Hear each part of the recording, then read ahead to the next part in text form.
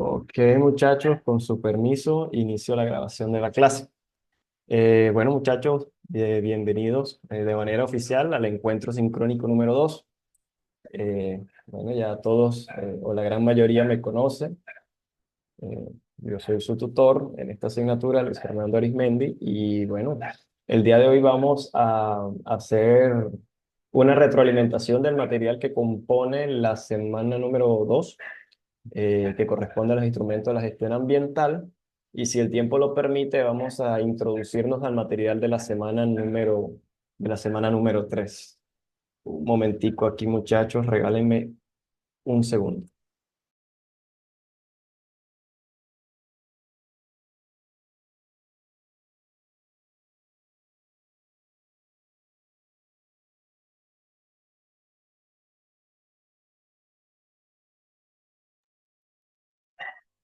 Ok, listo.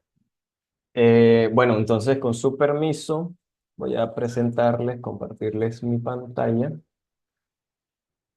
Ustedes, por favor, la dinámica de la clase anterior, cuando yo les presento pantalla, se me dificulta un poquito identificar si tienen la manito levantada. Entonces, ustedes me colaboran, pues si tienen alguna duda, pregunta, pues encienden su micrófono y pueden interrumpir sin ningún problema. ¿Sí? Entonces, primero, alguien que por favor me confirme si puede visualizar la pantalla. Sí, señor. Ok, excelente. Listo, muchachos. El día de hoy vamos a ver el material de la semana número 2, retroalimentar el material de la semana número 2, instrumentos de la gestión ambiental. ¿Sí? Ahí está mi información personal de contacto, mi correo institucional para cualquier duda. Eh, También tenemos el grupo de WhatsApp y tenemos el espacio de foros de la plataforma y también los encuentros de asesoría. ¿Sí? Entonces, listo, no siendo más, empezamos. Bueno, vamos a hacer una introducción de contextualización en lo que respecta a los instrumentos de gestión ambiental.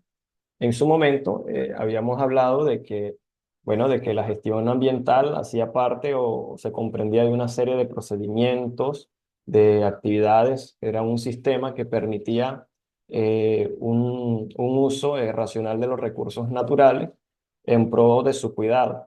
También de que una buena gestión ambiental, pues de manera implícita, eh, eh, pues valga la redundancia, implicaba unas buenas prácticas de orden, unas buenas prácticas de aseo, también que permitían, por contrapartida, garantizar unas condiciones de seguridad para las personas dentro de sus entornos laborales.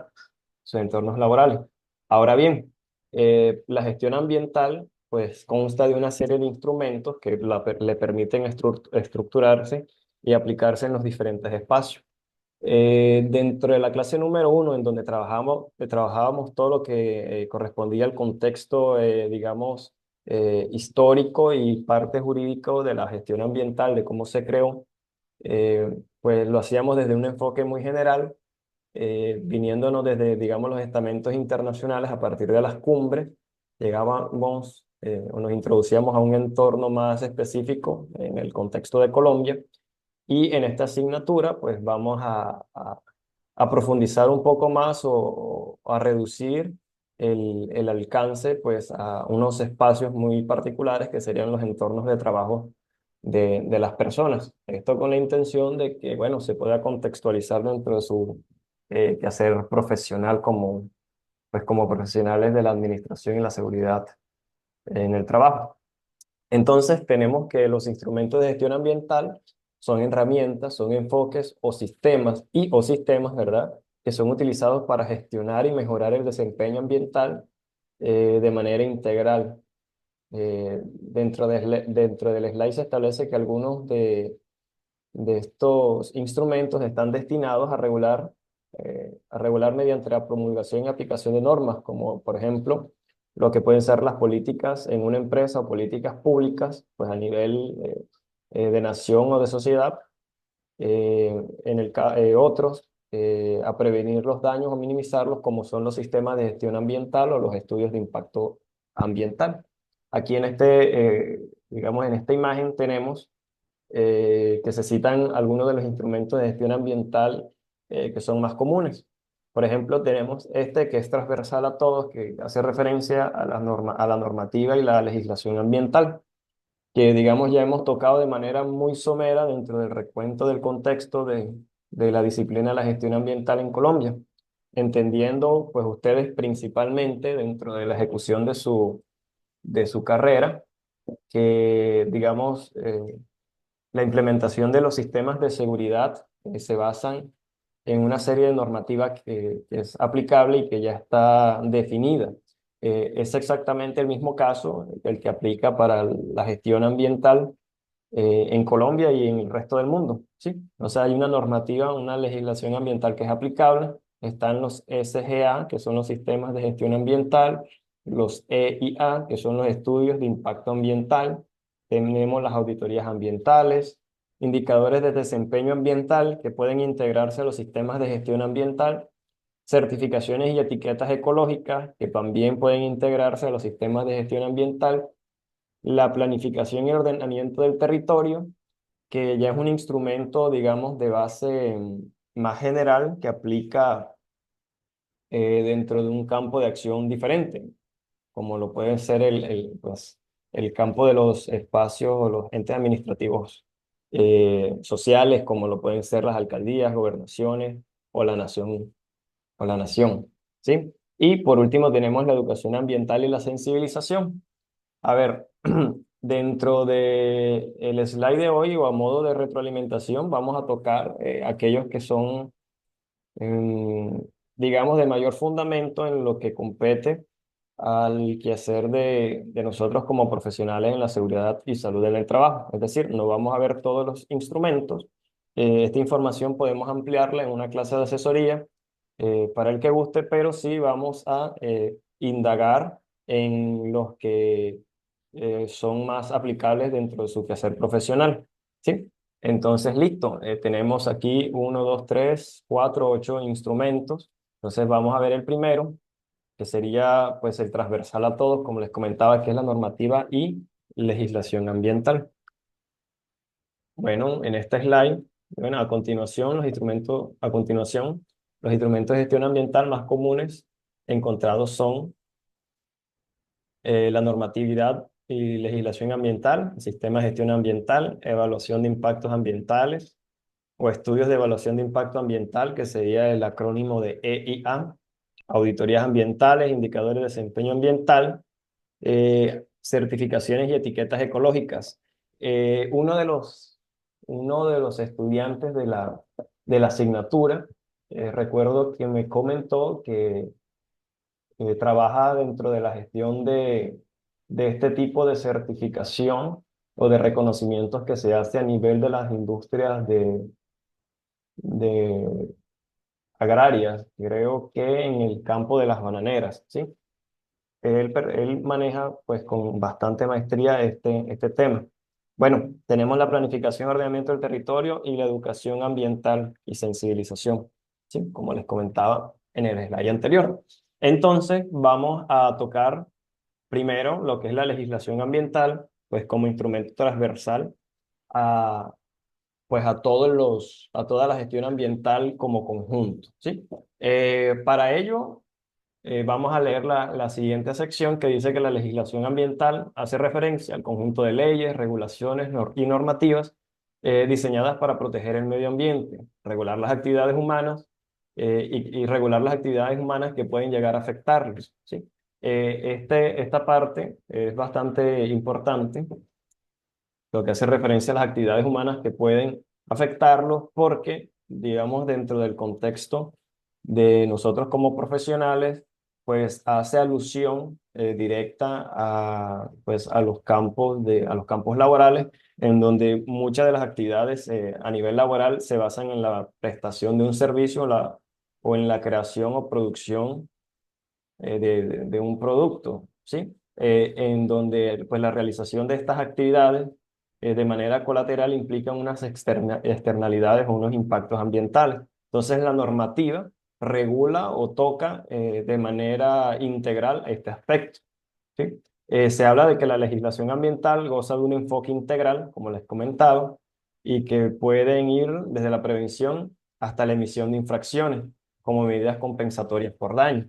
Dentro de la normatividad ambiental colombiana, que en su gran mayoría se encuentra, digamos, almacenada en el decreto 1076 del 2015, el compilatorio ambiental, pues se tocan o se establecen toda esta serie de directrices que buscan definir límites máximos permisibles, por ejemplo, para la emisión de ciertos contaminantes, definir los criterios de evaluación de impactos ambientales, definir el uso adecuado de cierto tipo de recursos naturales.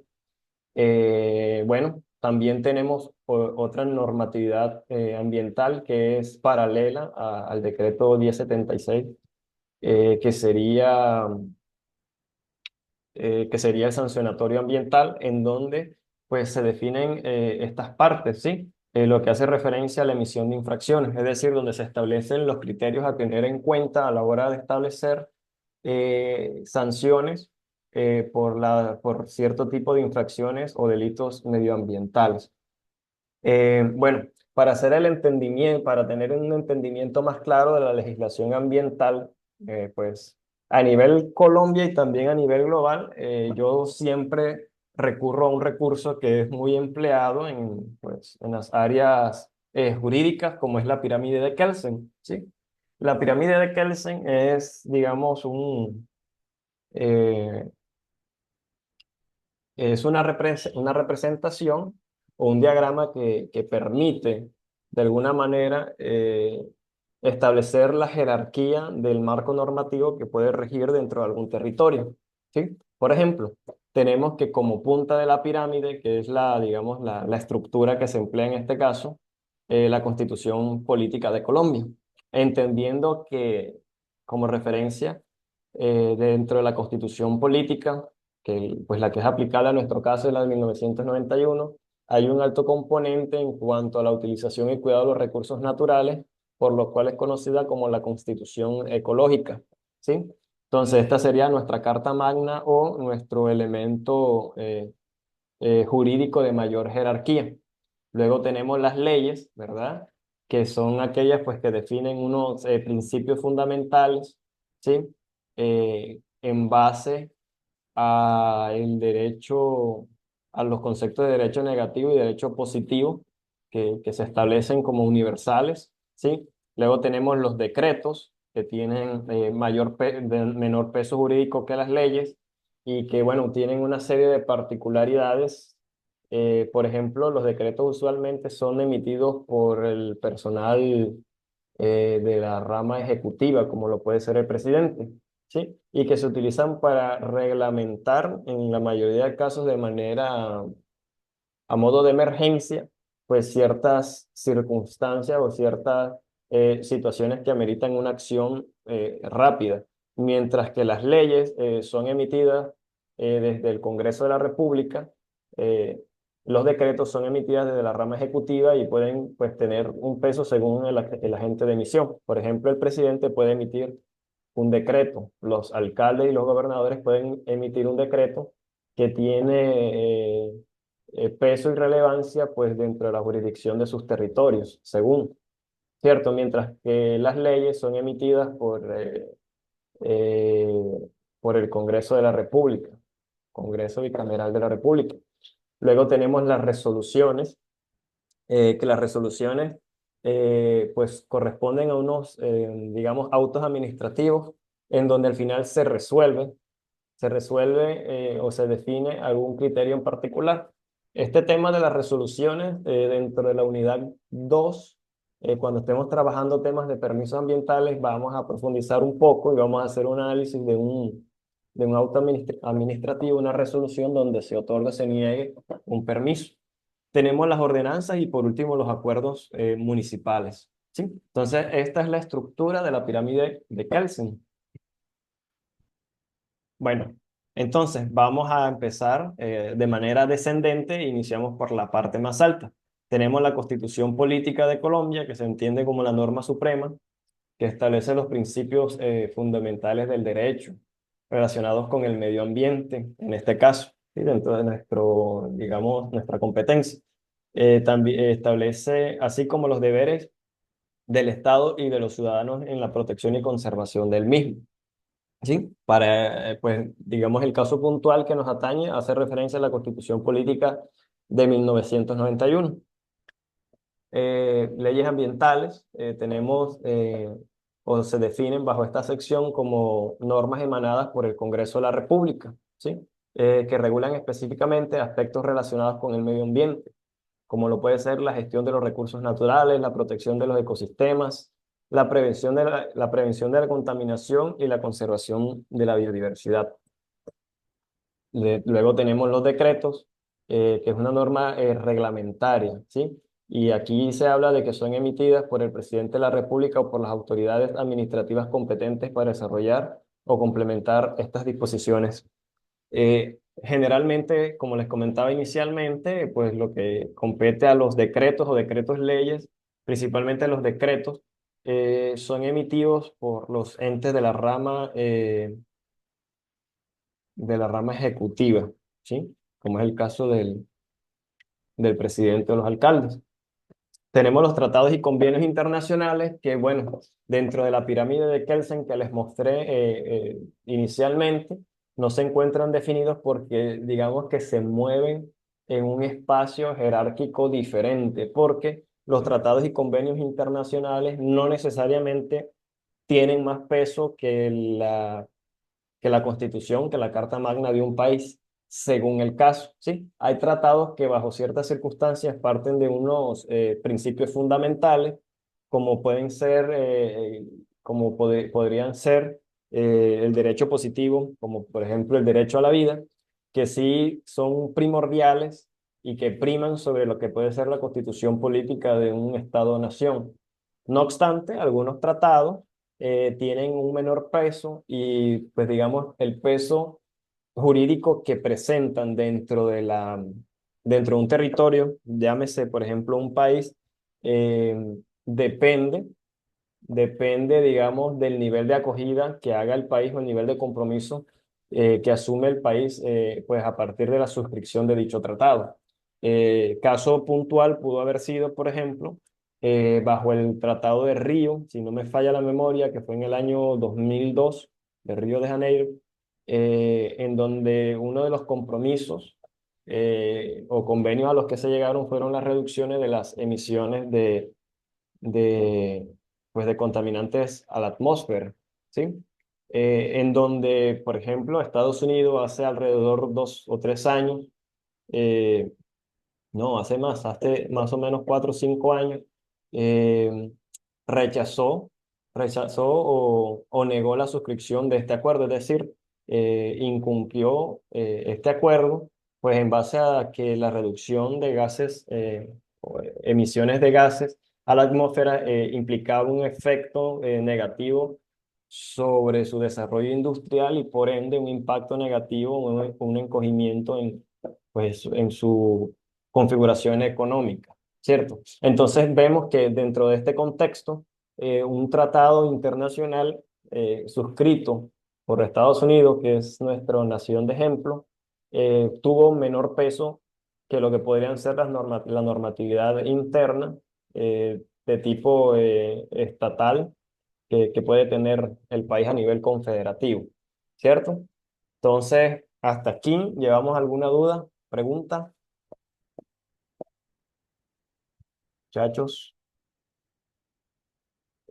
Aquí a dejar de compartir. Profe, hasta ahora todo claro. ¿Seguro? Sí, ¿Seguro? señor. Ok. Listo, muchachos. Dígame, voy a dar cuenta en la evaluación. No, no, no. No, el primer examen, como les comentaba, originalmente es un examen muy, muy sencillo y pues la intención con el primer examen, que apenas tiene un valor de 25 puntos, es básicamente darles, eh, pues, Ese es el que ese de 25 puntos es el que se va a habilitar hoy. es correcto, el de 25 puntos es el que se habilita hoy y pues la intención con ese examen es que pues ustedes empiecen a sumar puntos. Es un examen bastante sencillo, ¿sí? Porque por experiencia sé que para el material de la unidad 2 eh, empiezan a haber ciertas dificultades porque sí implica. Profe, yo tengo una duda con respecto al entregable de la unidad uno. Solamente vamos a entregar es un video respondiendo la pregunta con introducción, desarrollo y conclusión, ¿cierto? Eh, sí, pero ese video con introducción, desarrollo y conclusión debe permitir o debe sintetizar el material de la semana número uno, número 2, número 3. Es decir, ese es el material de estudio que ustedes deben emplear. Pero solamente respondiendo esa pregunta. Sí, ese es el enfoque. Ok. Ok, listo. Bueno, les comentaba que pues para la unidad 2 de pronto el material se vuelve un poco más. Profe, que disculpe, es que hay unas compañeras que no han podido entrar a la clase porque en Algarrobo estaba lloviendo y se fue la luz. Entonces, que si viene más tarde, pueden entrar más tardecito, pero si no, no podrían ingresar a la clase No, pues, para que usted supiera. no, ok, listo. Muchas gracias Profe, por comentar. Sí. Mm. ¿Quién, quién habla? Profe, el examen lo podemos encontrar por cuestionario. Es correcto. Si quieren, ahorita, una vez terminemos digamos, de hacer la retroalimentación del material, revisamos ligeramente el cuestionario. Está sencillísimo. Muy- Ok, sí, señor. Ok. Profe, en asignaciones los trabajos, el primer trabajo individual, disculpe, porque es que la vez pasada yo me conecté a su clase y no. Ángel, haga silencio, hágame el favor que estoy en clase. Me conecté y no sé qué pasó, qué inconveniente hubo, que usted no se conectó a esa hora. No, ok. Bueno, la asignación de la que hablaba la compañera, o sea, de la unidad uno que corresponde al video, es individual. Ahí coloqué dentro de, digamos, del instructivo, eh, que la asignación era individual, lo coloqué con letras mayúsculas, subrayadas y en roja, así como está aquí, mira. ¿Sí? Entonces, es individual. La segunda asignación sí es en grupo. También cuando estemos en esa parte, ahí les coloco la nota, colocando que es en grupo, máximo de 5, mínimo de 1. También les coloco esa notita ahí en rojo y subrayado para que lo tengan presente. Entonces, esa primera asignación se entrega de manera individual. ¿Sí? Ok, listo. Si no hay más preguntas, continuamos. Entonces, estábamos en la parte de los tratados y convenios internacionales que decíamos que dentro de esta pirámide de Kelsen, sí, estaría como en una burbuja separada, porque no se puede encajar dentro de la jerarquía de la normatividad que se encuentra en Colombia, porque digamos que es muy relativo, y muchos de los elementos o aspectos considerativos que se tienen en cuenta dentro de los tratados internacionales ciertas administraciones le dan más peso que otras. Por ejemplo, esta administración eh, actual aparentemente le da mayor peso, ¿sí? Por ejemplo, a lo que es el Tratado de Escazú y algunos otros tratados a nivel ecológico que se suscribieron en el pasado. También la administración de Santos también fue, pues relativamente acogió todos estos tratados. Sin embargo, la administración de Duque fue un poco más laxa en cuanto a la aplicación de, digamos, de ciertos temas, como lo podían ser la emisión de bonos de carbono, entre otros. ¿Sí? Profe, Adelante. con respecto al Tratado de Escazú, hay una anécdota en la campaña presidencial pasada, yo no sé si usted tuvo la oportunidad de verlo, y es que había un debate con todos los candidatos presidenciables. Ujú. Bueno, De y acuerdo. hablaron del Tratado de Escazú, esa era como una pregunta obligada del tema de lo ambiental, y uno de los candidatos no sabía que era el Tratado de Escazú, pasó pena. Sí, sí, claro. Lo que pasa es que, ¿quién habló? Heriberto. Lo que pasa es que, a ver, eh, la suscripción de los tratados internacionales no necesariamente implica la obligación de cumplirlo. Generalmente tú suscribes un convenio para cumplirlo, pero eso va mucho en, digamos, en función de los intereses de un país, ¿sí? Generalmente los países de mayor desarrollo económico tienden a incumplir estos tipos de tratados, mientras que los países eh, de menor desarrollo económico, como lo podría ser el caso de Colombia, tienden a cumplirlo porque se les hace más fácil. En el caso, por ejemplo, de potencias industrializadas, como lo podrían ser algunos países de Europa o China, por plantear un ejemplo, se les hace más difícil, por ejemplo, reducir sus emisiones porque parte de su economía desprende del desarrollo del tejido industrial. Por ende, para ellos es más fácil comprar los bonos de emisión de carbono que tienen otros países. Por ejemplo, les amplío un poco. Cada país tiene un cupo, por decirlo así, de cuántas toneladas o concentración de cuántas toneladas puede producir de cierta cantidad de gas. Algunos países nunca llegan a ese cupo porque no tienen actividades, pues principalmente económicas, que generen ese grado de emisiones, ¿sí? Entonces, otros países superan esta tasa de emisiones porque son países que son muy industrializados. Entonces los países que son muy industrializados compran el bono, es decir, como el cupo, por decirlo así, de los países menos desarrollados que no emiten, ¿sí? Entonces ahora ellos tienen más cupo y pueden emitir más, mientras que países que son poco desarrollados no emiten, y eso también de alguna manera limita o cuartea su desarrollo industrial, porque al no poder emitir gases que son producto del desarrollo industrial, pues el sector industrial se ve muy limitado, porque entonces empiezan pues, a aplicar presión internacional, ¿sí? Pero bueno, ya esos son temas de pronto que hablan más de una política medioambiental a nivel internacional, que de pronto se escapa del alcance de la clase del día de hoy, ¿sí? Entonces, listo, entramos en materia nuevamente.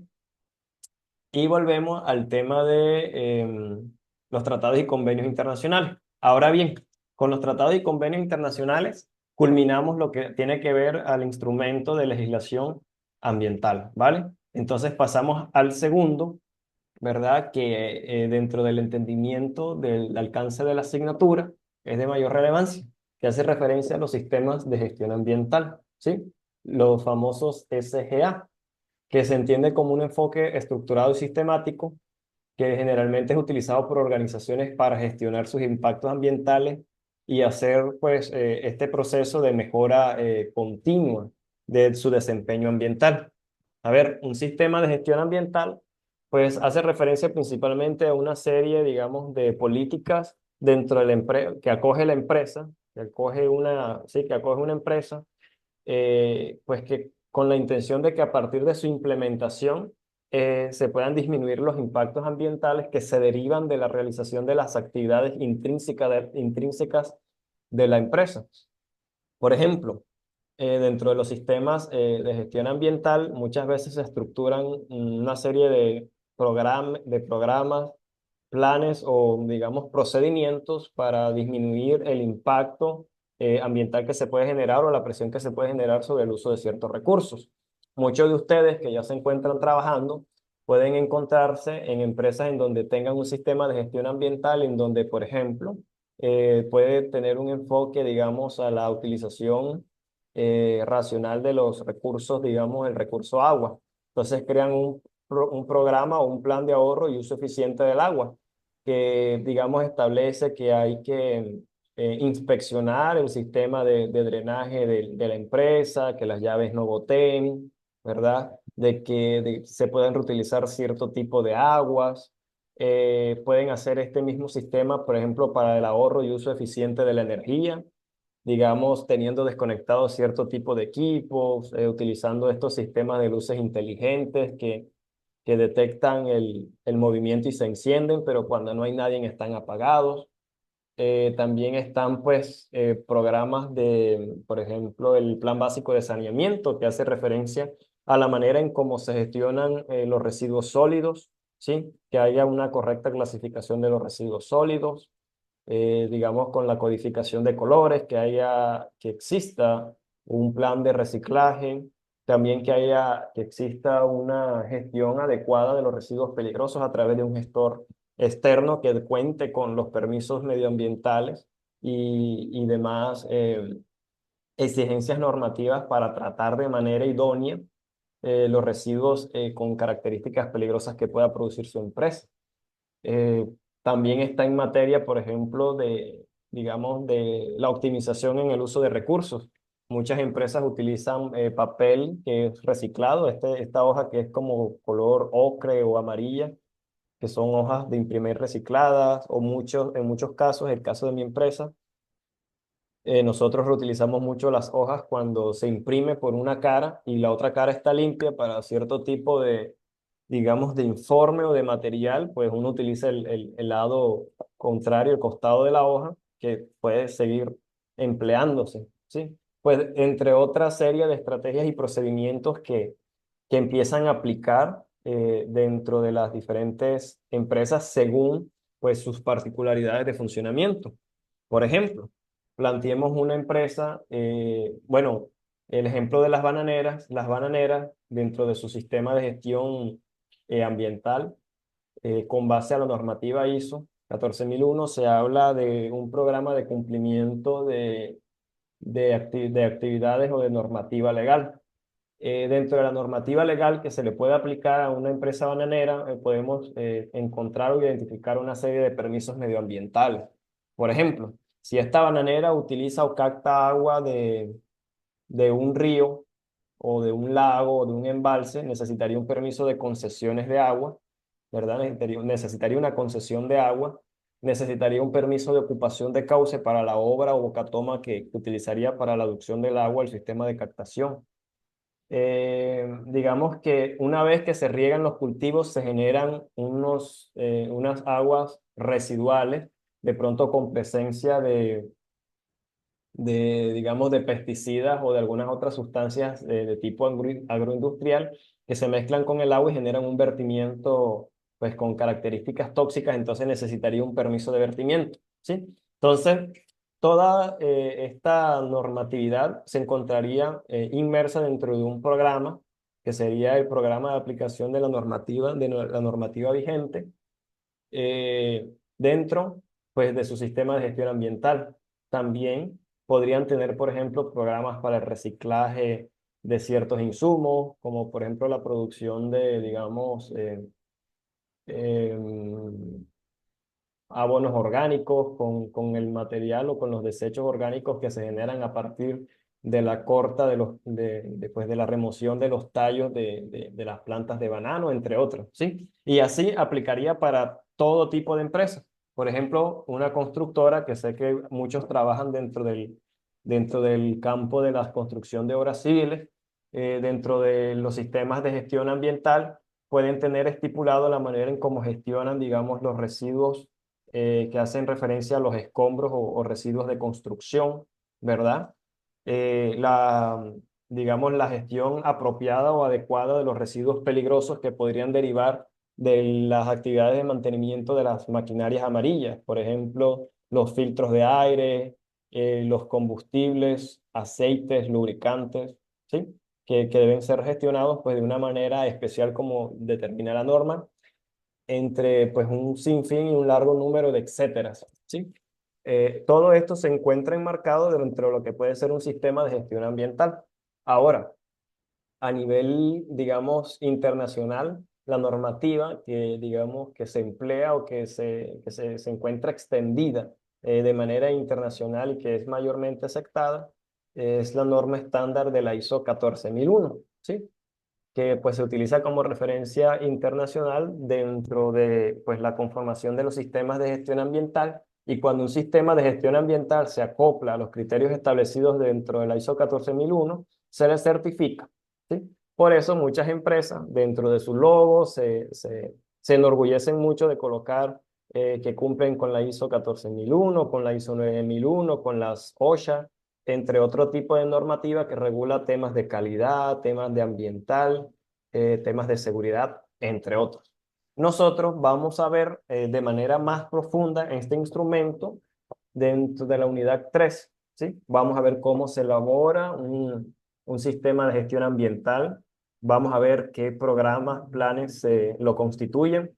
Les voy a regalar o a compartir un SGA, un sistema de gestión ambiental que hice hace muchos años, digamos un formato genérico para, digamos, como una plantilla que se pueda ajustar a mucho tipo de empresa para que ustedes puedan revisarla y ajustarla si en algún caso tienen la necesidad de hacerlo, ¿sí? Pero eso se los voy a compartir ya cuando estemos finalizando la asignatura, como un obsequio de recuerdo, ¿sí? Ah, Entonces, profe, gracias. oiga, con gusto. Ay, Entonces, sí, gracias, profe. entonces tenemos, bueno, los sistemas de gestión ambiental que se componen con diferentes programas. Muchos de estos programas no aplican a cierto tipo de empresas y por contraparte se deben formular o implementar otro tipo de programas o de estrategias. Por eso, dentro de, digamos, de los criterios del profesional encargado de la gestión ambiental, pues se debe ser muy objetivo y entender mucho el contexto particular de la empresa en que usted está, porque no es lo mismo un sistema de gestión ambiental para un edificio de oficinas, que digamos un call center, que principalmente gasta, no sé, luz y papel, a lo que puede ser, digamos, una empresa petrolera, en donde se pueden generar vertimientos de sustancias bituminosas, hidrocarburos, entre otros sinfín de situaciones. Entonces, sí, esto aplica y se ajusta, pues, dentro de muchos contextos de manera muy particular. ¿Alguna pregunta al respecto? Ok, parece que no hay preguntas al respecto. Listo. Eh, Dentro de los sistemas de gestión ambiental, pues aplica el ciclo PDCA, ¿verdad? Que es el mismo ciclo que pues, se emplea o se aplica dentro de la disciplina de la gestión adecuada de los riesgos a nivel laboral, ¿verdad? Que es el ciclo bueno, ustedes manejan mucho mejor que yo, que es el tema de planear, hacer, actuar y verificar. Pues si son ustedes, si tienen buena memoria y son analíticos, vemos que dentro de algunos de los, digamos, pasos o elementos que constituyen este ciclo, por ejemplo, en el paso de verificar, de actuar, de hacer y de planear, ¿verdad? Se pueden enmarcar algunos otros instrumentos de la gestión ambiental y eso nos hace devolvernos a las primeras diapositivas. Por ejemplo, vamos aquí por sistema de gestión ambiental, vamos a colocarle en rojito y este también en rojo que ya lo revisamos. Dentro del sistema de gestión ambiental, ¿verdad? Nosotros tenemos que hacer una evaluación o como mínimo una identificación de los impactos ambientales, que esto es algo que vamos a ver a profundidad en la unidad 2, ¿sí? También muchas veces el sistema de gestión ambiental implica una auditoría o revisión de cómo van los procesos. Por ende, esto no lo desarrollamos a profundidad porque podemos decir que se puede integrar, ¿sí?, al sistema de gestión ambiental. Los indicadores de desempeño ambiental también se integran a los sistemas de gestión ambiental, pues considerando de que pues, estos indicadores se pueden utilizar como, digamos, los elementos o señales que nos precisan si se están realizando correctamente pues las actividades o los procesos que hacen parte del sistema de gestión, ¿sí? Y bueno, ahora vamos a ver de manera bastante somera lo que es la planificación y el ordenamiento territorial, que bueno, es un elemento más general, pero sé o se me hace interesante, digamos, desarrollarle este instrumento de planeación perdón, de este instrumento de la gestión ambiental, porque muchos de ustedes muy probablemente tienen la posibilidad, según lo que leí en alguna de sus presentaciones, ya se encuentran ejerciendo, pero dentro del campo de acción pública. Alguno me comentó que se encuentra laborando dentro de una secretaría en una alcaldía de un municipio del Magdalena, ¿sí? Entonces, vamos a tocar este tema de lo que es la planificación territorial como un instrumento de la gestión ambiental, ¿sí? Entonces, listo, terminamos con sistema de gestión ambiental. Aquí no vamos a profundizar demasiado considerando de que es parte fundamental de la temática a desarrollar en la unidad número 3, en donde vamos a intentar estructurar un sistema y adicionalmente pues le voy a facilitar pues una plantilla que elaboré hace algún tiempo. Listo, entonces entramos a lo que es la planificación y ordenamiento del territorio. Como instrumento de la gestión ambiental, pues se entiende de manera más global pues porque hace referencia pues a la gestión del territorio y no tanto así a lo que es la gestión de una empresa. Sin embargo, no se desliga en su totalidad y ya vamos a ver por qué. Tenemos que la planificación y ordenamiento del territorio, al menos a nivel Colombia, está regulado por pues, una serie de leyes, como les comentaba, las leyes o la normativa es transversal, y de políticas ambientales, así como por unos instrumentos de planificación territorial, como lo son los planes de ordenamiento territorial, o los POT, y los planes de gestión ambiental del territorio, como el PGAT. A ver,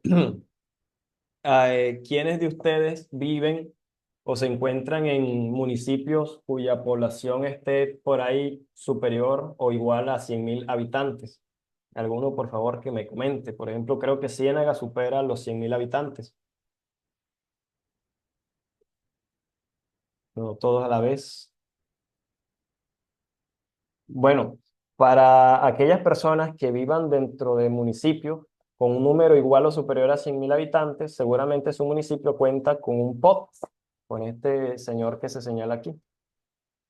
Un POT o Plan de Ordenamiento Territorial, que básicamente es un manual o una guía que define qué actividades se pueden hacer en los diferentes, digamos, secciones o áreas del territorio que previamente fueron identificadas y categorizadas a partir de una serie de determinantes ambientales y que tiene el objetivo de garantizar que la sociedad a nivel de infraestructura y de desarrollo socioeconómico siga aumentando el desarrollo sin que exista un impacto ambiental y social que sea insostenible.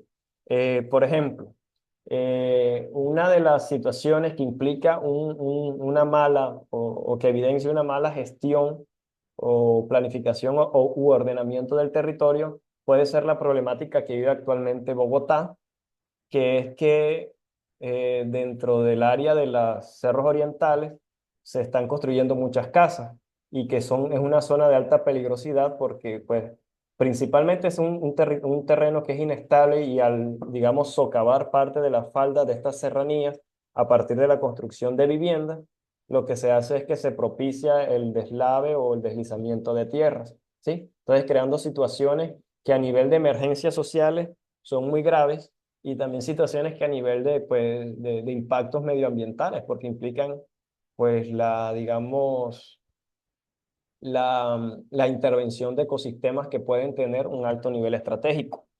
Esta problemática se puede evidenciar en muchos territorios. Ustedes hagan una introspección y piensen, por ejemplo, dentro de sus pueblos, municipios o ciudades, si conocen algún tipo de zona que se encuentre, por ejemplo, en condición de invasión, ¿sí? Es diferente una urbanización en donde primero se estudia el terreno, si cumple con unas condiciones de seguridad, ¿verdad? En donde se mira si cumple con unas condiciones medioambientales, en donde se integra o se crea una infraestructura de saneamiento básico como alcantarillado, como sistema de agua potable, como redes eléctricas, y luego se crea la urbanización, mientras que una invasión es pues un grupo de personas que por diferentes motivos se instalan en un sector y dejan de lado pues estos temas que les comentaba anteriormente y de ahí se pueden derivar un sinfín de problemáticas. Por ejemplo, imaginemos que en un sector del municipio vamos a plantear, del Copey, ¿verdad?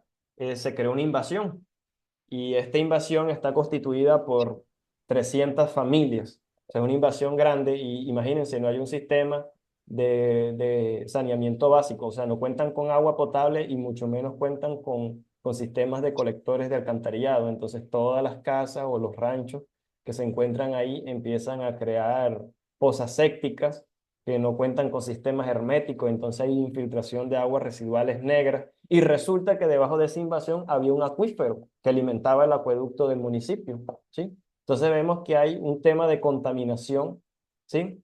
Del acuífero, que por contraparte, al acuífero ser la base del abastecimiento del acueducto municipal, puede implicar una problemática de riesgo a la seguridad y a la salud de todos los pobladores, ¿sí? Entonces vemos cómo el tema de planificación también es extremadamente importante. Ahora bien, Ustedes me dirán, listo, pues a nivel de organización del territorio sí, es importante, pero Agarra la muebla, Tony. No la adelante, Iris. cargué. Y no entiendo por qué. Iris, ¿alguna pregunta? Ok, porfa, apaga el micrófono, que te silencio aquí. Un momento.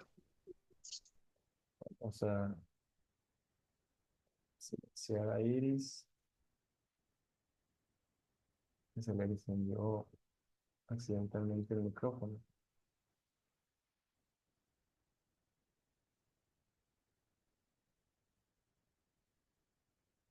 Listo. Ok, volviendo al slide.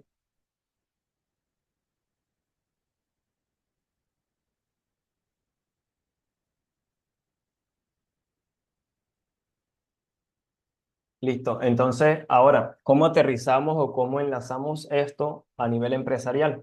Por ejemplo, dentro de los POT o de los planes de ordenamiento territorial también se definen cuáles son las áreas que son urbanísticas o que son áreas residenciales, es decir, en donde van a estar ubicadas únicamente las casas, en donde van a vivir las personas y donde son áreas comerciales y donde son áreas industriales, ¿sí?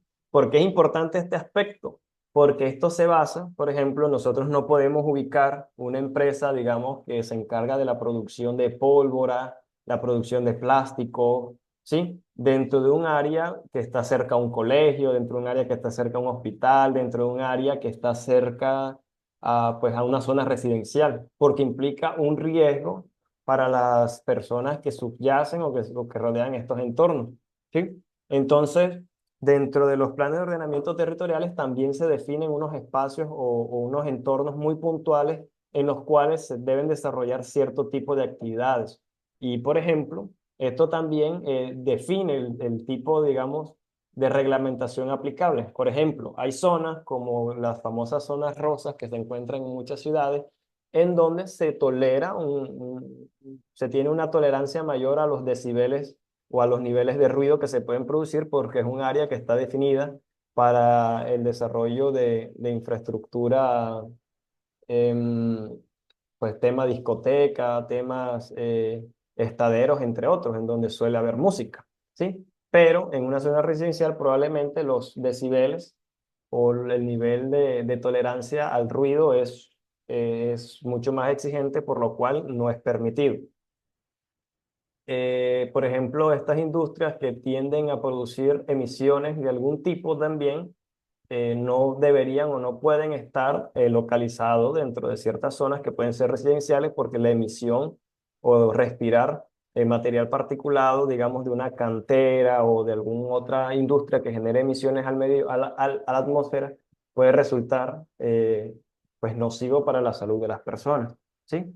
Entonces, este es un instrumento de planeación, eh, perdón, un instrumento de la gestión ambiental que tiene un enfoque de la planeación del territorio y que abarca desde pues, los territorios con entes administrativos, como lo pueden ser los municipios, a lo que son pues, las empresas, porque definen cuál es la localización de las empresas.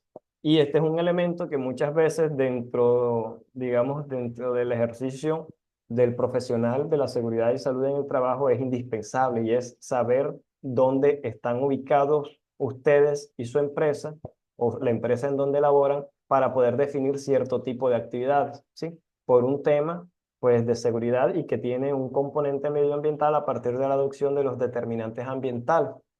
Eh, Cabe resaltar que, digamos, aquellos municipios que no llegan a los 100.000 habitantes, que se consideran, digamos, de una categoría menor o pequeño, no les aplica plan de ordenamiento territorial, pero sí tienen, por ejemplo, los famosos esquemas de ordenamiento territorial. Aparte de los planes de ordenamiento territorial, tenemos, por ejemplo, los PONCAS, que son los planes de ordenamiento y gestión integral de las cuencas hidrográficas, que pues implica, digamos, el desarrollo de la sociedad en torno a las fuentes de agua. Tenemos los PROMIWAT, que son los planes de gestión integral de las líneas costeras y terrenos de bajamar, ¿sí? Tenemos planes de ordenamiento del territorio asociados, por ejemplo, a a, por ejemplo, a humedales, a lagunas, a pantanos, entre otros tipos de ecosistemas que se pueden localizar dentro de los espacios en los que ustedes se desarrollan o realizan sus actividades, ¿sí? Entonces, este es un elemento, digamos que una paréntesis dentro de la temática desarrollada para aquellas personas que se mueven dentro del ámbito, pues, de la administración pública, que trabajen en una secretaría de planeación como profesionales de la seguridad y salud en el trabajo, por ejemplo, trabajan, digamos, para una secretaría de salud, trabajan dentro de alguna de las dependencias administrativas que puede tener, por ejemplo, una alcaldía o una gobernación, de los cuales leí pues algunas presentaciones, ¿sí? Listo, muchachos. A modo o a grosso modo, estos son los instrumentos que tienen, digamos, mayor relevancia dentro de su quehacer profesional. Entonces, tachamos. Tenemos a la normatividad o a la normativa o legislación ambiental, al sistema de gestión ambiental o SGA, ¿verdad? Y tenemos a la planificación y ordenamiento del territorio, ¿sí? Son los que hemos desarrollado el día de hoy. Aquellos, por ejemplo, como los estudios de evaluación de impacto ambiental o las auditorías ambientales, son, digamos, instrumentos con un enfoque muy específico que tiende a ser mayormente realizado pues, por profesionales de manera específica dentro del área porque implican pues, el desarrollo de unos conocimientos técnicos un poco más profundos. Por ejemplo, lo que puede ser un EIA o estudio de impacto ambiental, que puede ser un documento perfectamente de 1000 o 2000 hojas que, pues, por normativa implica 12 capítulos, dentro de los cuales existen unos componentes técnicos bien específicos, que digamos que se salen del alcance de esta asignatura. Bueno, muchachos, Una díganme. pregunta, profe. Adelante, sí, señor, con todo gusto. ¿Cuál es la diferencia que hay entre el plan de ordenamiento territorial y el esquema de ordenamiento territorial? Bueno, la jerarquía. La jerarquía. Los planes de ordenamiento territorial, pues es un instrumento de planificación del territorio que está enfocado para aquellos municipios o sí, aquellos entes administrativos en calidad de municipio que constan de una población igual o superior a los 100.000 habitantes, ¿sí? Por ejemplo, Santa Marta tiene un plan de ordenamiento territorial. Sin embargo, vamos a buscar aquí, ustedes están viendo mi pantalla. Sí, claro. Alguien, por favor, me dice un municipio en donde se encuentre. Aguachica, Cesar. San Ok, Sebastián de Buenavista. listo, son dos ejemplos perfectos. Agua Chica. ¿Es junto? Sí, es junto. Por ejemplo, tenemos que, según Google, la población de Agua Chica Cesar está en aproximadamente 124.553 habitantes. Por ende, Aguachica Cesar debe tener ya implementado o como mínimo formulado y aprobado por el Consejo Municipal un POT, un plan de ordenamiento territorial, ¿sí? Vamos a ver la población de, ¿cuál fue el otro? San, San Sebastián de Buenavista, Magdalena.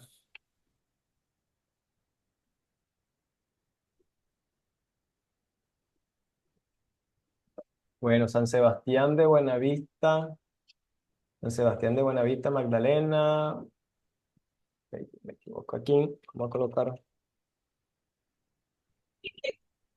miren, tenemos que tiene una población de 17.708 habitantes, ¿sí? Es un municipio más pequeño.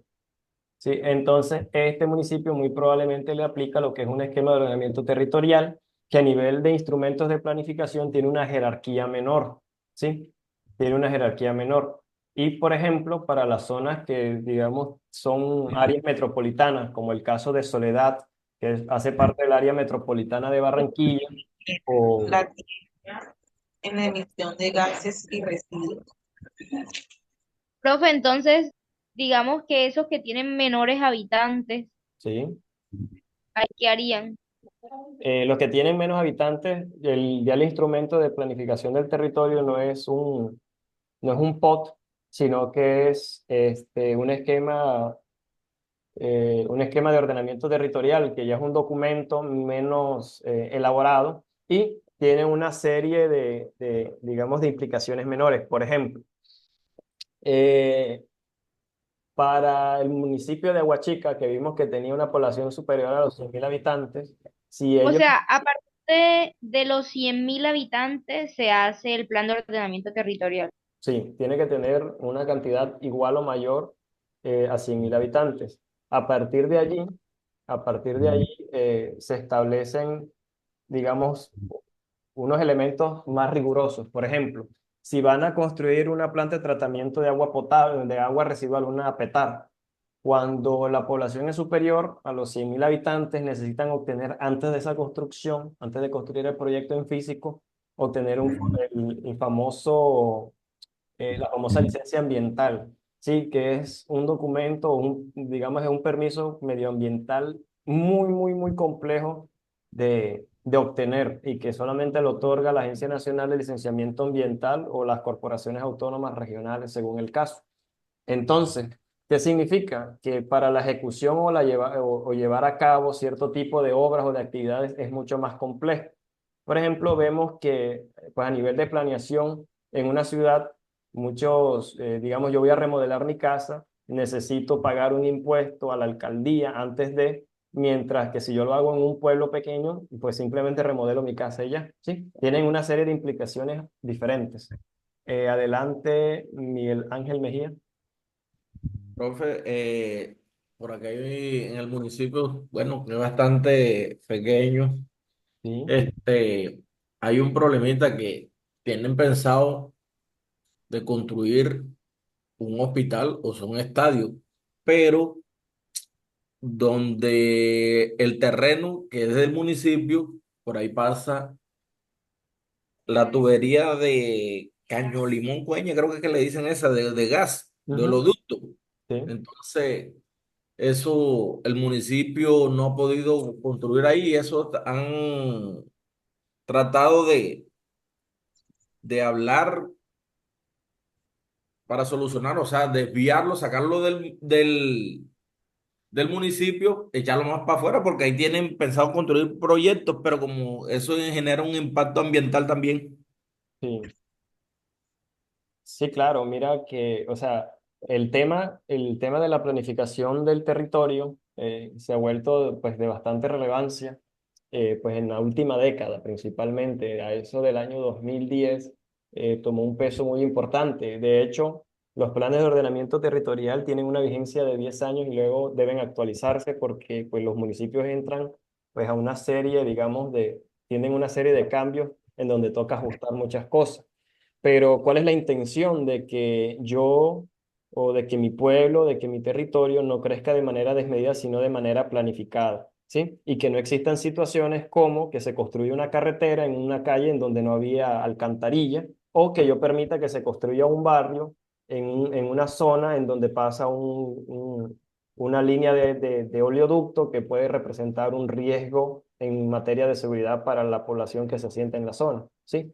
O que permita que se cree un barrio en un área que es inundable, por ejemplo, o que en su defecto que se permita, digamos, la construcción de un centro comercial en un lote baldío que tiene características idóneas para el cultivo de plantas y que puede ser, pues, que puede ser un área perfecta para, digamos, una zona recreacional de parques, ¿sí? Una zona verde, profe. Sí, claro. Por ejemplo, vemos que muchos de los municipios o pueblos, principalmente en las áreas de aquí de la costa, se enfrentan a la problemática de que ahora se han construido muchos parques en donde todo es concreto y luego, pues, nos sometemos a altas temperaturas porque no hay sistemas de regulación natural de la temperatura, ¿sí? Entonces, aspectos como estos se consideran dentro de los planes de ordenamiento territorial y tienen cada uno un enfoque.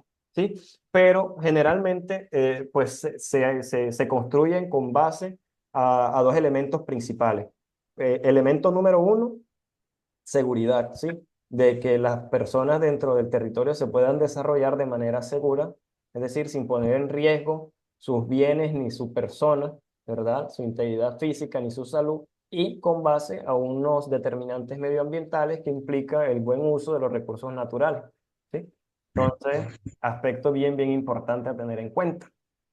Vamos a Profe, mirar. los esquemas de ordenamiento también se vencen cada 10 años o tienen otra vigencia menor. Tienen también una vigencia de 10 años, pero digamos que porque son menos robustos, son más fáciles de modificar o de ajustar, ¿sí? Un plan de ordenamiento territorial, como por plantear un ejemplo, puede ser perfectamente un documento de unas 500, 600 hojas, compuesta por un análisis hidráulico, un análisis del territorio, por una serie de mapas, de planos, etcétera, etcétera. Mientras que un esquema, por pues, razones obvias de que hace referencia a un territorio más pequeño, una cantidad menor de población, a un nivel de infraestructura menor, pues tienen una rigurosidad técnica menos profunda, lo que lo hace más fácil ajustarse, ¿sí? Porque imagínense que ustedes viven en un municipio con 3.000 habitantes y una oleada de inmigrantes llegó. Vamos a decir que llegaron 1.000 venezolanos. Vemos que la población aumentó significativamente porque eh, 1.000 extranjeros que ingresan ya hace un cambio sustancial dentro de la dinámica del pueblo, tanto en tema de vivienda, en tema de seguridad, producción de residuos sólidos, producción de aguas residuales. Mientras que si usted vive en un municipio donde son 150.000 personas, por ejemplo, Aguachica, y entran 1.000 inmigrantes, digamos, la carga no implica un cambio tan sustancial. Entonces es más fácil que sea asimilable y se supone que todo el sistema de planificación está diseñado para soportar este tipo de variaciones, ¿sí? Entonces, es más flexible o es más sencillo hacer la modificación de un esquema, ¿vale? Ahora bien, vamos a mirar aquí de manera eh, este, pues sencilla lo que corresponde al tema de las auditorías ambientales, que es un tema en el cual muchas veces ustedes como profesional de la seguridad y salud en el trabajo, que vieron la asignatura de gestión ambiental y que por ende manejan con propiedad este tema, se van a ver sometidos en su empresa. Por ejemplo, cuando, digamos, un cliente o una empresa externa necesita hacer revisión de cómo está funcionando su sistema de gestión ambiental, si lo tienen, o el plan de manejo ambiental o los programas de gestión ambiental que ustedes emplean. También puede ser una autoridad ambiental como lo podría ser Corpamá, Corpo Guajira, Corpo Cesar, la CBC, Barranquilla Verde, entre otros, ¿sí? Entonces, las auditorías ambientales hacen referencia a un proceso sistemático de evaluación y revisión de las prácticas y actividades, ¿sí? De una organización en relación a su desempeño ambiental. Entonces, cuyo objetivo es identificar las áreas de mejora y asegurar el cumplimiento de los requerimientos legales normativos, promover una eficiencia y promover una eficiencia sostenible. Eh, ¿Qué pasa, muchachos? Como les comentaba, cada empresa, dependiendo de la naturaleza de las actividades que realiza, tiene que cumplir con una serie de normativas, aparte de la implementación de un sistema de gestión ambiental, si les aplica, pero en su defecto deberían tener o aplicar algún programa pues de gestión ambiental, así sea que no esté avalado ni certificado por la ISO, ¿sí? Que esté orientado a mitigar los impactos medioambientales que genera la empresa. Entonces, es muy probable que ustedes se enfrenten a escenarios o situaciones en donde los auditen, en donde un personal puede ser externo a la empresa, llegue y le diga, bueno, muéstreme, Jacqueline Noriega, muéstreme usted qué está haciendo con los residuos sólidos que produce su empresa que no sé, ¿dónde trabaja Jacqueline?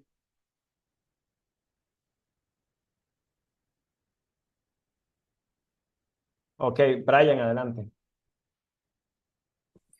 Profe, bueno, en cuanto a ese tema de la auditoría, yo trabajo también en el sector banano.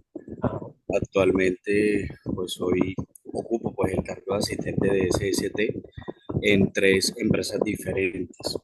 Entonces, ya yo creo que hasta hoy, 31 de agosto, ya hemos pasado como por 10 auditorías en lo que va Ujú. del año. Entonces, en ese tema de los residuos peligrosos, ellos sí son muy quisquillosos en ese tema. De hecho, la última vez tuvimos digamos que una no conformidad Sí. porque la empresa que se encargaba de la disposición final de los residuos no estaba certificada, no Oh, tenía el eso es permiso para grave. la disposición final. Entonces, dentro de ciertos hallazgos, allá se genera mucho el tema de los residuos peligrosos, no solamente líquidos por los herbicidas, sino también los envases Ujú. que luego de que se utilizan, pues obviamente hay que hacerle el debido proceso. Entonces estábamos con el tema de la empresa y pues a la final a la empresa le hizo falta una licencia a Ujú. la que nos presta el servicio, pues, y nos Claro. generaba una no conformidad. Por eso, al igual como anualmente, también toca declarar toda la cantidad de residuos que se generó en el año, tanto al ente certificador como a Corpamac por el tema de todo. O sea, hay que justificar todo lo que ingresó y que tiene que cruzar con todo lo que se dispuso al final también. Sí, claro, efectivamente, mira, bueno, tú te encuentras en una bananera, la empresa en donde tú estás, pues por las actividades, la naturaleza de las actividades que realiza, pues produce unos residuos que son de carácter peligroso, ¿cierto? Los residuos peligrosos, para los que ya hayan tenido la oportunidad de revisar el glosario de términos que se encuentra dentro de del material de la unidad de la semana número 1, los RESPEL son aquellos que por su condición de peligrosidad, ya sea que sean corrosivos, que sean radioactivos, que sean con capacidades de explosión, ¿sí? Entre otros, tienden a representar un peligro para las personas o para la naturaleza per se. Por ende, necesitan que se realice una disposición especial. Resulta y pasa que nosotros no podemos disponer de esos residuos, es decir, no podemos desecharlo en cualquier parte, sino que se necesita una empresa externa que cuente con un permiso con una licencia ambiental, ¿sí? Que le permita, o sea, que avale de que ellos hacen una correcta disposición de estos residuos. En el caso que comentaba el compañero, la empresa que ellos contratan, que seguramente ellos le cobran, en el caso de los residuos que sean líquidos, como los herbicidas o los aceites, a ellos le van a cobrar una tasa por galones, por ejemplo. Le pueden decir, cada galón vale 3.500 pesos y usted hizo 100 galones, son 350.000 pesos, ¿sí? Y le van a decir que por los sólidos, que pueden ser los recipientes de los herbicidas, los potes o los envases plásticos donde se encuentran los aceites, le cobren por kilo. Entonces, ellos llegan con un sistema especial y se llevan eso y se supone que deben disponerlo en un sitio muy especializado en donde se supone que no debe correr riesgo a la naturaleza ni las personas al entrar en contactos con ellos. Si esta empresa no cuenta con la licencia ambiental correspondiente, que fue el caso que trajimos a colación ahora, yo como empresa productora me hago responsable de esos residuos porque yo soy quien los produzco y por ende yo tengo la responsabilidad de verificar que mi prestador del servicio cuente con el permiso correspondiente porque incurro en un caso de negligencia, ¿sí? Entonces, en este caso, la autoridad ambiental, que según me comenta es Corpamat, hace una visita de seguimiento, identifica que los residuos no se están disponiendo correctamente o que la empresa que se supone que dispone de estos residuos no se encuentra con la correspondiente licencia ambiental, puede imponer varios tipos de sanciones según lo que establece el sancionatorio ambiental. ¿Sí? Por ejemplo, una sanción puede ser una multa económica que depende y varía dependiendo de la empresa. Si una empresa muy grande puede ser una multa de varios miles de millones, de varios cientos o de algunos cuantos millones. Puede ser una multa como cese de actividades o cierre de la actividad temporalmente. ¿Sí? Es decir, surte un efecto, bueno, una vez se identifica la problemática, se realiza una investigación y dependiendo de las conclusiones que se deriven de dicha investigación, se imparte un acto administrativo por el cual se imponen unas medidas, ¿sí? Que unas medidas y por último se imponen unas sanciones dependiendo. Este es el caso que nos comenta el compañero y vemos cómo pues en una visita de seguimiento de la autoridad ambiental se presentó esta problemática.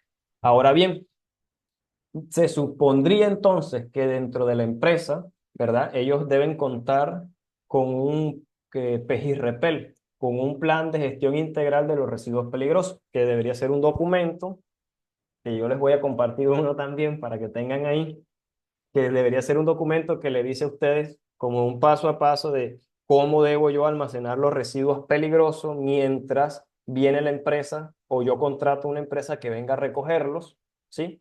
¿Cómo es? Para que los disponga correctamente. Y ahí debe decir, por ejemplo, la empresa que presta ese servicio es la empresa Peligros Ambientales, por plantear un ejemplo, que cuenta con la licencia ambiental tales y que puede disponer de estos residuos. Ya, entonces, ya yo sé quién dispone de esos residuos, llamo a esa empresa y ellos deben llevárselos. También el compañero nos comentaba de unos registros anuales, eso hace referencia a la RUA, al Registro Único Ambiental, en donde se tipifican o se cuantifica la cantidad de recursos naturales que tu empresa o que su empresa, a la que su empresa hace uso. ¿Sí? Por ejemplo, cuántos galones, litros o metros cúbicos de agua utilizó durante el año 2023, cuántos residuos sólidos peligrosos, residuos peligrosos produjo, cuántos residuos normales produjo, residuos convencionales, cuántos reciclables, cuánta electricidad produjo, consumió y cuánta produjo en caso de que usted tenga un sistema de producción eléctrica, ¿sí? Entonces, al final se empalma. Existe una base de datos. Este es un sistema que administra la IDEAN con intermediación de las corporaciones autónomas para el caso para el caso que nos relaciona el compañero, Corpo Amat, en donde se supone que debe coincidir la cantidad, digamos, de residuos sólidos que yo reporto anualmente con las veces que vino la empresa que me presta el servicio.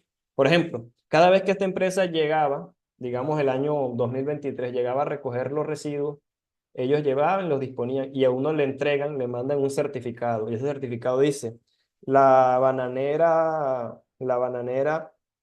X nos entregó 80 galones de aguas aceitosas y pesticidas listo, en tal fecha, digamos en diciembre, nos dio 40 en octubre, nos dio 30 en otra fecha. Entonces, hace el acumulativo, ellos reportan eso, ¿verdad? A una base de datos que vamos a verlo en el material de la semana número 3 que es el SINA, el Sistema Integral Nacional de Gestión Ambiental, en donde la autoridad ambiental verifica, mira, dice, la empresa reportó en la RUA, en el Registro Único Ambiental, que produce tantos residuos, y el gestor externo que está certificado reportó que le recibió esa misma cantidad, es decir, hay un empalme de la cantidad de residuos que se producen y no pasa nada. Ese es el deber ser de una correcta implementación de un PEG-REPEL que recordemos que hace parte o es un programa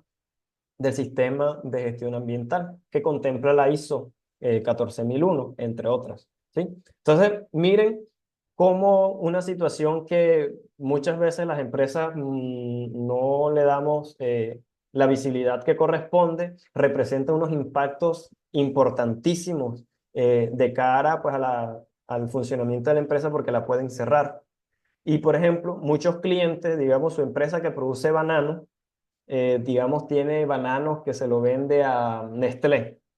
Nestlé a usted le pide, como su cliente le dice, bueno, señor empresa de bananos, muéstreme que usted no tiene investigaciones ambientales en proceso o que no tiene ninguna multa o sanción ambiental.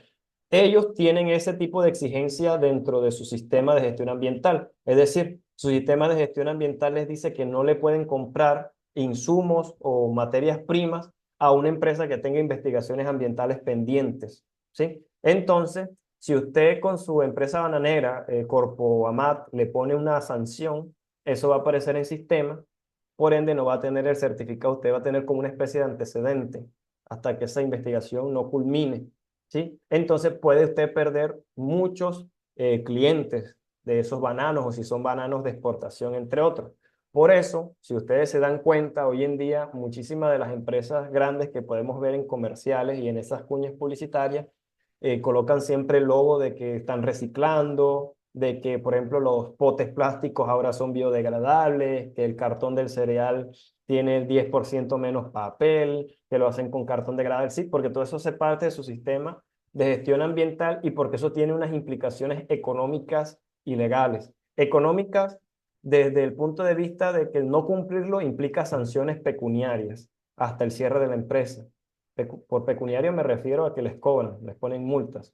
Y también puede implicar las excepciones de cierto tipo de impuestos. cuando una empresa aplica o realiza una correcta gestión ambiental, puede, no digamos, el término no es evadir impuestos, eludir ciertos impuestos que son como compensaciones que les hace el Estado por ver que aplican correctamente su sistema de gestión ambiental en pro del medio ambiente. Y encima de eso le genera una imagen positiva de cara al consumidor, porque hoy cada vez el tema pues, del cuidado del medio ambiente se vuelve de mayor preponderancia pues, de cara a una imagen pública. Yo prefiero comprarle un producto a una empresa que es amigable con el medio ambiente que comprarle un producto a una empresa que genera daños al medio ambiente y me venden el mismo producto al mismo precio, ¿sí? Entonces, se convierten en elementos determinantes desde el punto de vista comercial, desde el punto de vista de negocios, desde el punto de vista de sostenibilidad ambiental y desde el punto de vista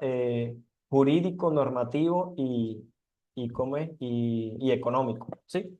Entonces, miren, es un caso que, bueno, es de la vida real y hicimos un pequeño análisis.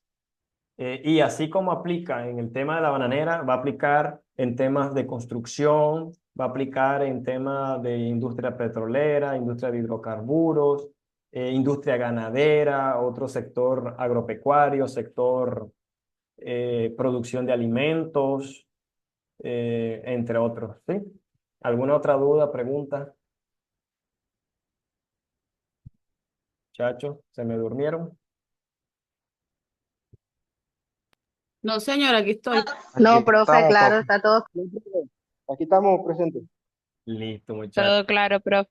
Listo. Entonces, de cara a las auditorías, teníamos que las auditorías podían ser de tipo internas, que es cuando la misma empresa quiere saber cómo están, ¿sí? Muchas veces estas auditorías internas se practican suponiendo que en cualquier momento nos van a hacer una auditoría por un agente externo. Puede ser, por ejemplo, en el caso del ejemplo anterior, la corporación, la autoridad ambiental que fue y les hizo una revisión.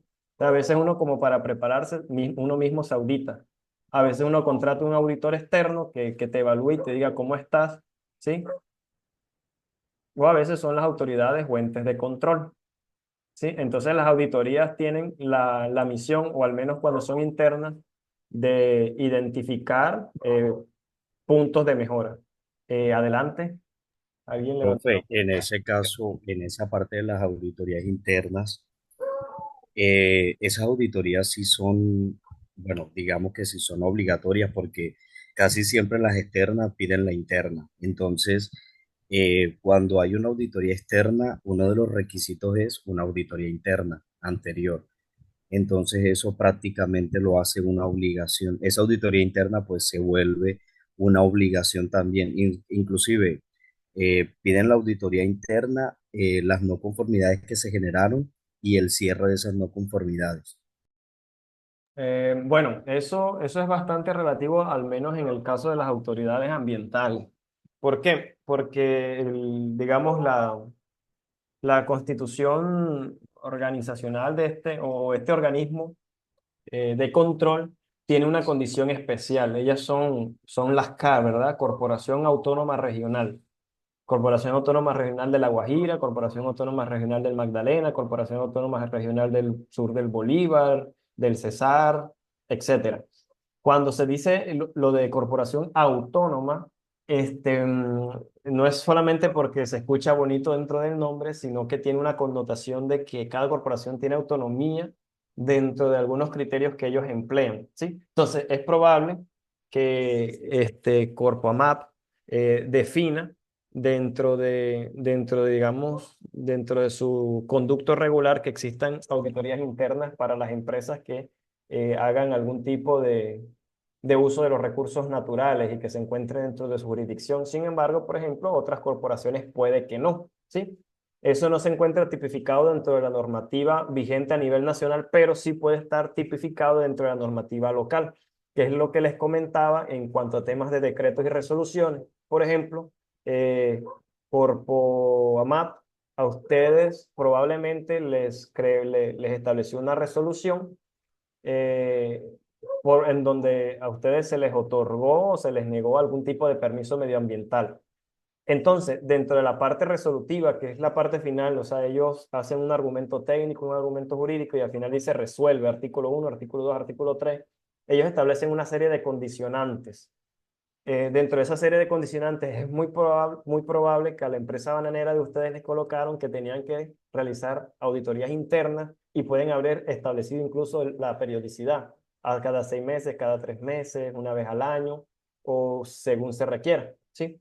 Pero como te digo, esa no es la regla, no es la regla que se aplica siempre, sino que es más una consideración muy específica. De hecho, es probable que ese tipo de auditorías sean obligatorias por parte de la corporación, ojo, por parte de la corporación o de por Corpoamac únicamente para las bananeras. Es probable, ¿sí? Porque ellos pueden manejar algún criterio especial o simplemente estar en contra de las bananeras, que es una situación que a veces pasa. Entonces, esa no es la regla, no es la regla general, es más bien una excepción, pero no es falso lo que estás diciendo y es altamente probable que ese sea el caso de ustedes porque ya lo he escuchado en alguna otra ocasión. Dentro de mi quehacer como profesional ambiental he hecho consultorías en algunas empresas y sí, sí les he aplicado. En alguna ocasión hice algunos trabajos con una empresa que se llama Kronos Energy ESP, que es una empresa que se encarga de hacer construcción de infraestructura para interconexión de gas. Entonces, a ellos no les aplicaba una corporación autónoma regional, sino que le aplicaba la que es de tipo nacional, que es la Agencia Nacional de Licenciamiento Ambiental, que aplica para temas de hidrocarburo y minería. Entonces, a ellos en particular sí tenían una resolución que establecía que deberían tener un proceso vital interno en materia de gestión ambiental, ¿sí? Y que tenía que tener periodicidad cada 6 meses. Muchachos, ¿ustedes escuchan un perro a lo lejos? Sí. Sí, señor. Qué pena. Están molestando a estos animales por El aquí. perro del vecino. Pues yo no sé si es del vecino, pero sí. Pues sí, muchachos. Entonces, Profe, sí. profe, en ese caso de cuando hay una autoridad de mayor jerarquía, por ejemplo, se necesitaría también de la aprobación de la regional autónoma o no necesariamente. Bueno, no. Lo que pasa es que la jurisdicción de las autoridades ambientales es especial, ¿no? O sea, ya les comento. En Colombia, casi que todos los departamentos tienen una autoridad ambiental regional. Casi que todos. Porque, por ejemplo, hay departamentos que tienen una sola autoridad, porque agarran por regiones. Por ejemplo, uno que agarra, digamos, el sur del Bolívar y otro agarra, o por ejemplo, el Magdalena, eh, autoridad ambiental del Magdalena Alto, y el Magdalena Alto, digamos que son 4 departamentos, puede suceder, ¿sí? Pero la jerarquía es la siguiente. Primero está el Ministerio de Medio Ambiente, que es el organismo regulador, que es el que crea los decretos, que crea las normativas, como se establece en la pirámide de Kelsen que les mostré. ¿Sí? Entonces, digamos, los entes de control o las autoridades ambientales que están encargados de ejercer control sobre eso son las autoridades regionales, pero hay una autoridad que es nacional. Sin embargo, esta autoridad nacional no manda o no tiene mayor fuerza que una autoridad regional dentro de su región, sino que aplica para unos casos especiales. Y ya les explico. Por ejemplo, si usted tiene o realiza una actividad económica en un área que hace parte del Sistema Nacional de Parques Naturales, por ejemplo, el Parque Tayrona, usted tiene un negocio ahí. Todos los proyectos que se lleven a cabo dentro de áreas de parques o reservas naturales tienen que ver con la Agencia Nacional de Licenciamiento Ambiental, con la ANLA, independientemente de que el Parque Tayrona se encuentre en el Magdalena. ¿Sí? Es decir, territorialmente haría parte de la jurisdicción de Corpamap, pero por ser un área especial, eso inmediatamente pasa a la Agencia Nacional de Licenciamiento Ambiental. Entonces, ese es uno de los casos.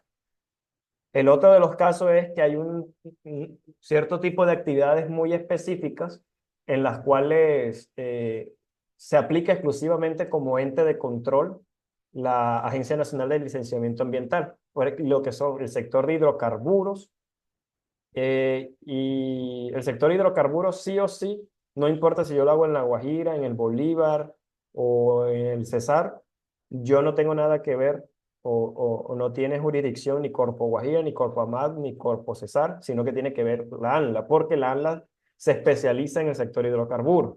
Para el sector minero es a partir de la producción de X cantidad, creo que son a partir de las si no me falla la memoria, las 100.000 toneladas anuales.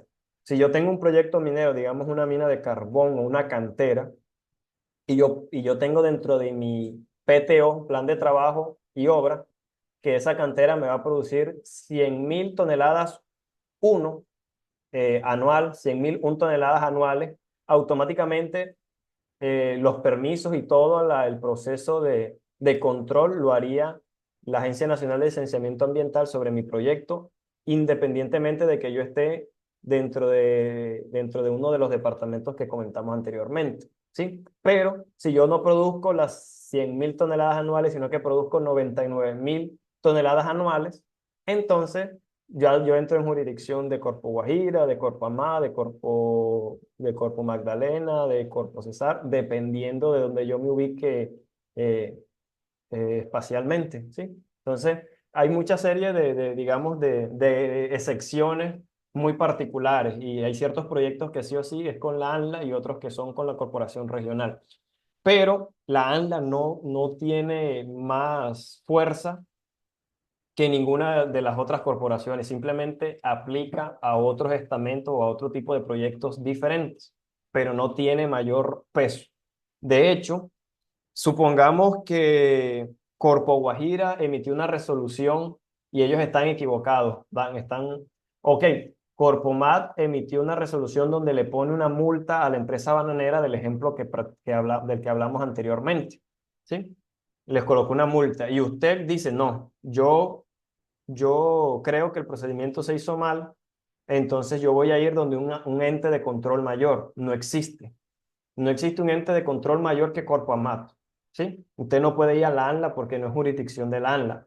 Cuando es así, la figura que se utiliza normalmente, por ejemplo, si usted, un juez, le dicta una sentencia equivocada, usted interpone una apelación, es decir, usted... Disculpe, para que está lloviendo duro y no le escucho nada.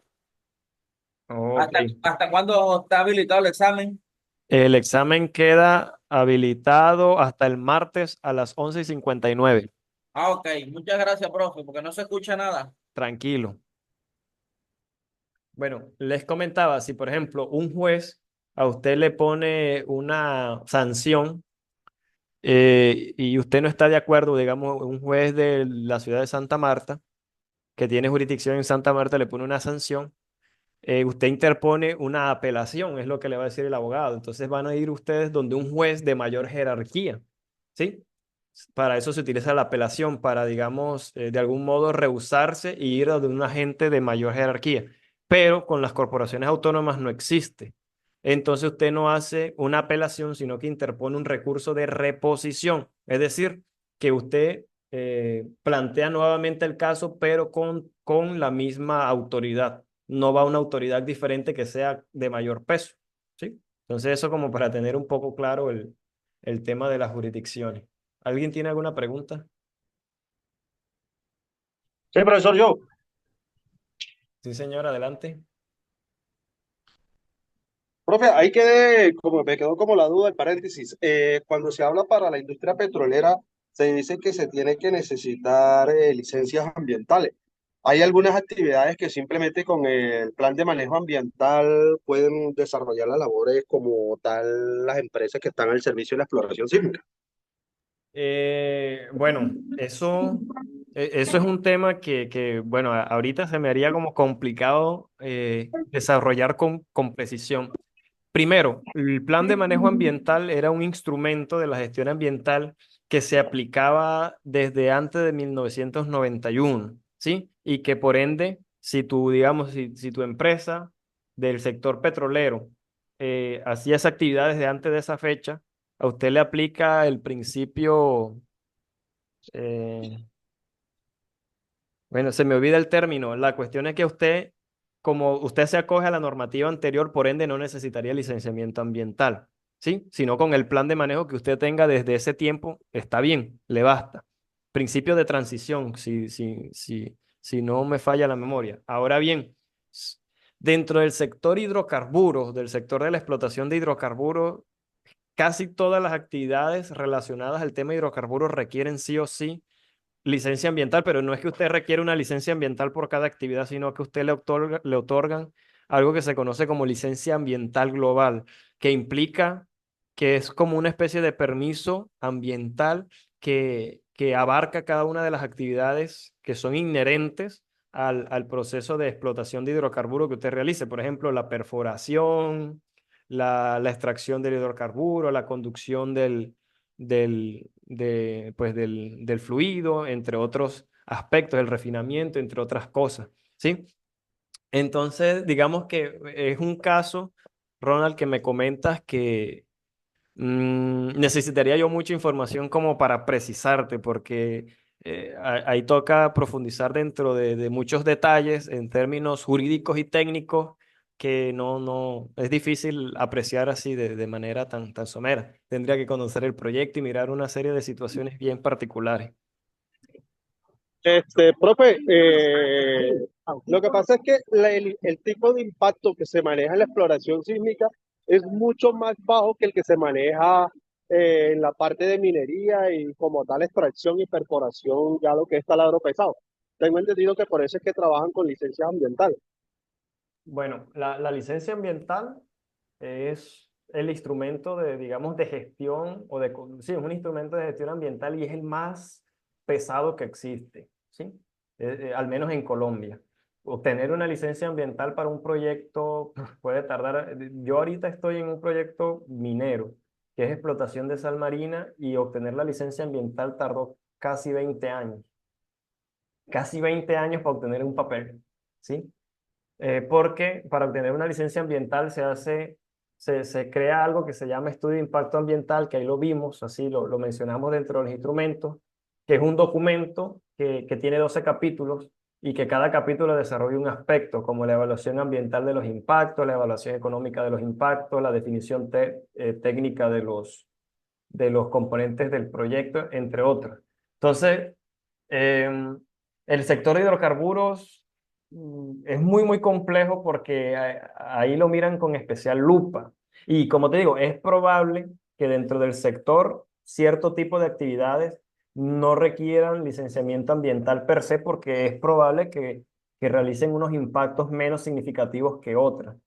Pero, como te digo, necesitaría mucho detalle del tipo de actividad, en qué zonas se realizan, bajo qué condiciones, como para poder definirlo. Y aún así, es probable que me equivoque porque a veces ya entra en un tema jurídico. Por ejemplo, para realizar un estudio de impacto ambiental, yo participé en la realización de uno en el año 2022 para unas obras de protección costera.